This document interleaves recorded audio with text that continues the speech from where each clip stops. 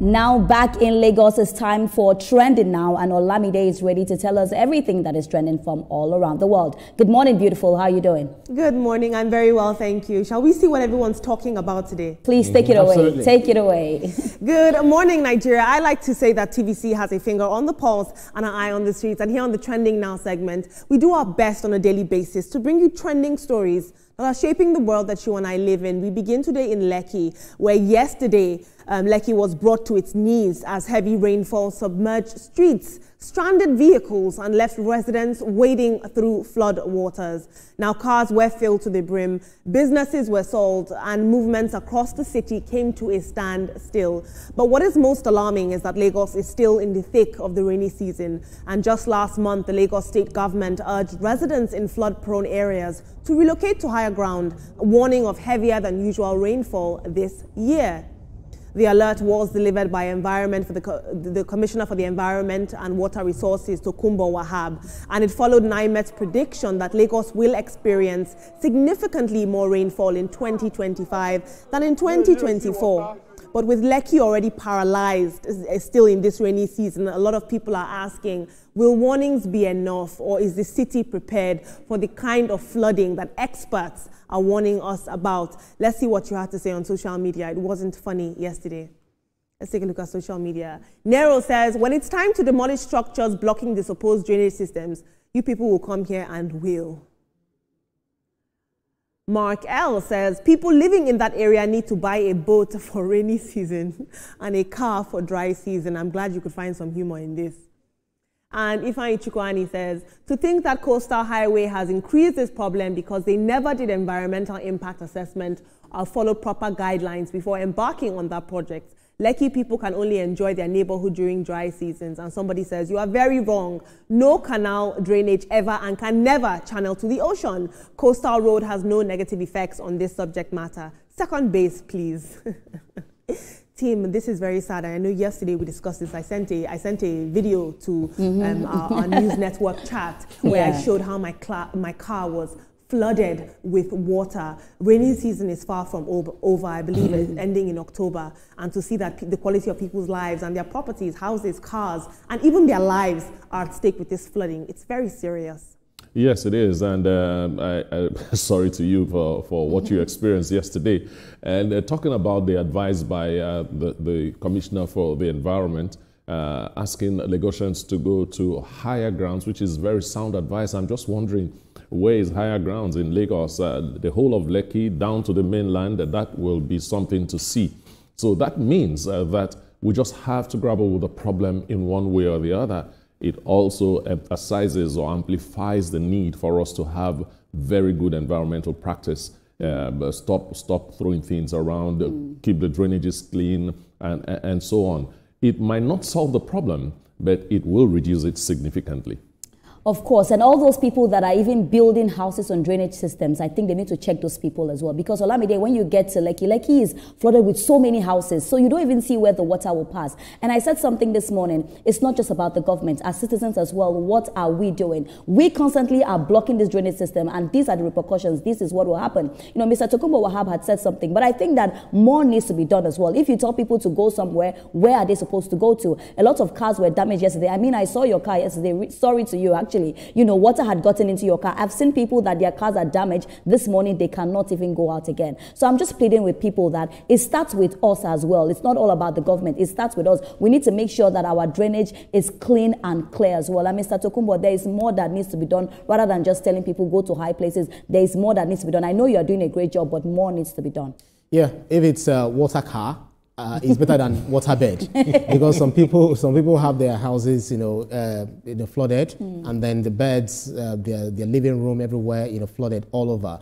And you'll find some maybe from the mainland or from outside of Lagos will be saying, "Thank God, I never even had money to live in Lekki." But I tell you, you're not really spared wherever you are because our human activities are also contributing to these, environmental challenges that we're experiencing this time around. So whatever it is that the Lagos State government will do on its own self, I mean, for the people of Lagos State, they should do it. And we as humans, as individuals, we should stop throwing dirt, blocking the drainages, not doing environmental that we're supposed to. You find some people, you know, finding their place very dirty. So we have to be very, very responsible as citizens of Nigeria. And I have to say, Tim, I find it very interesting that the hotspot for flooding in Lagos is the Lekki axis, because when you juxtapose the fact that it's allegedly big boys and girls that live there, yeah, exorbitant, let me land, they hire the money, they hire the flood. And nightclubs. And this is the place with the worst water and the worst flooding. Well, I find that very interesting. Olamide, let me tell you something, because we that were in Lekki, you know, we're feeling like we're the boys, like it's us, but yesterday, you know, I'm very little as well. The water was almost taking me away. Lekki big boys and girls, I hope that you can swim. We're in the mud. I'll move on now. Go on. Moving on in the world of social media, a video posted on Instagram by broadcaster and radio host Ifedayo Olarinde, popularly known as Daddy Freeze, is now making the rounds online, and it's stirring a lot of dialogue about Nigeria's newly constructed coastal road. The video captures scenes from this project and has sparked a lot of interest and debate around the progress and the feasibility of the coastal road. Take a look at this video. This coastal road, hey, this is Miami loading, Miami Beach loading. Oh my goodness, you guys have no idea. Omo, this is the coastal road. I can see in my mind's eye a brilliant future for Nigeria. I can see Miami Beach. I can see the French Riviera. Nice, Cannes, all the way to Monaco. Nah, this is amazing, amazing stuff. Although it looks a bit premature here, but I can vision it in my mind's eye. Omo, they try. Now, a lot of people are questioning the cost, the speed of construction, and the long-term benefit of this project. And a lot of you had a lot to say, so let's see how you're weighing in. Let's take a look at social media. I'll take 2 tweets. Peju Aicha says, I live on the coastal road. Come and drive here at night. It is heaven. And Olani Yisholanke says, please tell them this coastal road is the future of tourism in Nigeria. God bless you for this video. Team, I want you to weigh in very quickly. We have a lot of school of thought that I wouldn't say they're against this coastal project, but they're questioning the feasibility. They're questioning the fact that it was done in small incremental installments. But from what we're seeing, it's a good project and good work takes time. Yes, it is a very good one, but what struck me there is that Daddy Freeze finally saying something fantastic about a project done in Nigeria. If you've been there, you will understand what he's talking about. It is a good project. For me, it cuts my journey time by more than 7 hours when I'm going home. Beautiful. And Olamide, from the window of my house, I can actually see the coastal road. So I think I'm in better position to speak about the road. My own is that we just need to look at the speed limit on the road because it's so smooth. And when I'm going to church, that is the road that I pass because my church is close to, I pass the road to get to my church and I see how smooth and nice it is. And I'm happy that Daddy Freeze is finally saying something good about Nigeria. I feel like we should just put negativity aside and celebrate good things when we see good things. This is a good thing. Let's celebrate it. Even when the devil sees, the angel, be like, this angel is so beautiful. So I'm not surprised when anyone says, yeah, this is a good one. And those that are cynical, saying they're spending too much money, what's the benefits of the project and all of that, they've never even stepped their foot in Lagos. Some of them are not even anywhere near Lagos. And those that are in Lagos have never even gone there to see what projects they're putting on the ground. So whatever it is, Third Mainland Bridge also had the same controversy. Yeah. They spent about $300 million at the time. It was much more like, why are you wasting this money? Everyone passes through the same bridge every now and then. So let's wait for the end result, and we'll say kudos to this administration. But transparency is also very, very key. We need to know how all of these things are done so that Nigerians will put trust while they drive across the roads. Indeed, we wait with bated breath. I'll move on. Yeah. Nigerian content creator Ayomikpo Oluwadahunsi, better known as Mandykiss, has revealed via Instagram that she planned to take in 100 men in a single day. You heard me right. This young lady also shared a flyer bearing the Guinness World Records logo, which claimed that the event would be held in Ikorodu, Lagos, although no specific venue was disclosed. The Guinness World Records has now replied this young Nigerian lady and rejected her controversial plan, saying, and I quote, "This is not a record that we monitor." This controversial attempt has, of course, caused a lot of negative attention for her online. And many people are rightly expressing shock and disbelief at our audacity to want to sleep with 100 men in a single day, let alone broadcast it and attempt to set a record. This is shameful. Let's take a look at social media. Smartly Rich says, "Until Guinness Vex ban Nigeria from breaking record, we no go rest." We'll take 2 more tweets. Odomsky says, "Since Guinness World Records reached Nigeria, we never rest." Team, I felt it was important to take this story because I know as journalists, we're not supposed to take a strong stance, but I'm taking a strong stance. This is absolutely unacceptable. This young lady, whether it's a joke or not, whether it's satire, it's frankly not funny. You have people like Hilda Bassi, you have Emmy Wooks, who's wanted to break the world record for cycling around the world. And then you have this young woman coming to make a mockery of the female form, of the female body. The saddening part for me is that it's a woman that came out and said this. So somebody might say, if a man said it, he's just bull, that's how men are. But for a woman to come out and say this is disgusting, to say the least. It's so disgusting. And come to think about it, Olamide, it's not even possible for her to do that. She'll die. You cannot sleep with 100 men in one day. It's not possible. As a woman, it's not even possible. Speak for yourself, Ria. No, it's not possible, please. It's not possible.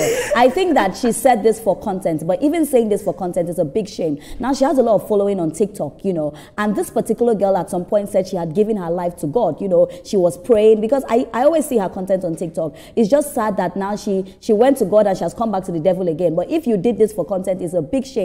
And it's putting Nigeria on the bad light. I'm happy that Guinness World of Record came out and said they do not monitor that. We see Tunde Okoya, we see Hilda Bassi, we see people doing great things, and then you come up with this. What a big shame to you.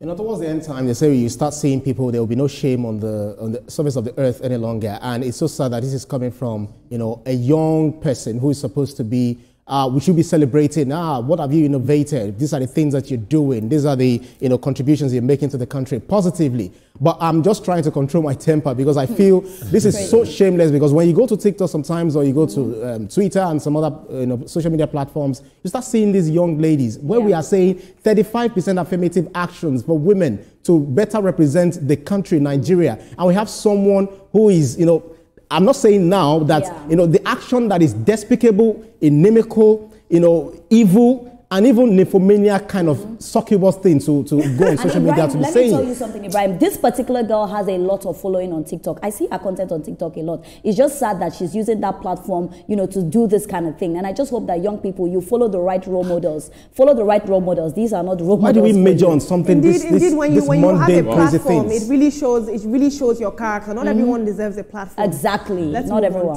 On, team. Moving on very quickly.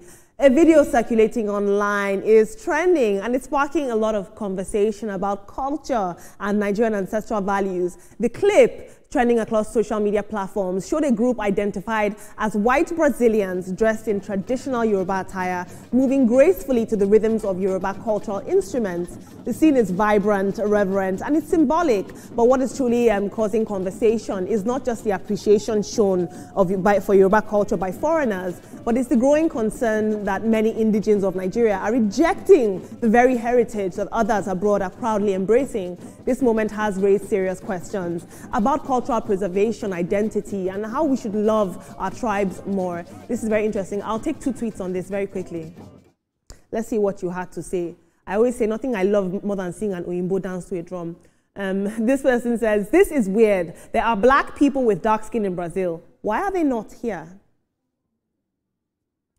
And Marlon King 57 says, "The Yoruba origin and traditional is global, universal, and soulful." Now, team, while this is very, very beautiful, it's great to see that our culture is being celebrated, although I think the world is now a global village. There's no need to celebrate. But this has a lot of trauma because the Yoruba culture was transported during the transatlantic slave trade. We had no choice but our culture to be transported because they took us away from our homes. But it's great to see, I guess.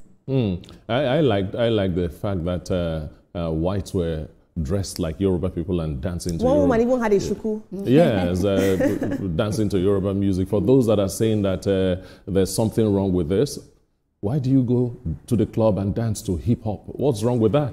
Very quickly, please. But you know, people always have things to say. In Nigeria and Brazil, we share so many ties. I think this is beautiful. And I say it's Africa, we're standing on gold. Like when you say you're African, you need to say it with pride. Because at the end of the day, these people even want to be us. Please don't come for me. But what we have in Africa is gold. And to just see them, you know, dance to, you see the shuku and everything, it's beautiful.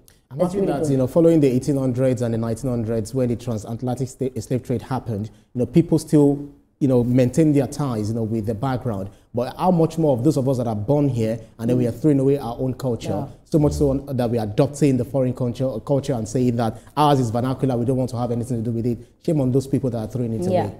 Absolutely. Big shame on culture is who we are. I'm going to move on now, team. Thank you so much. Yeah.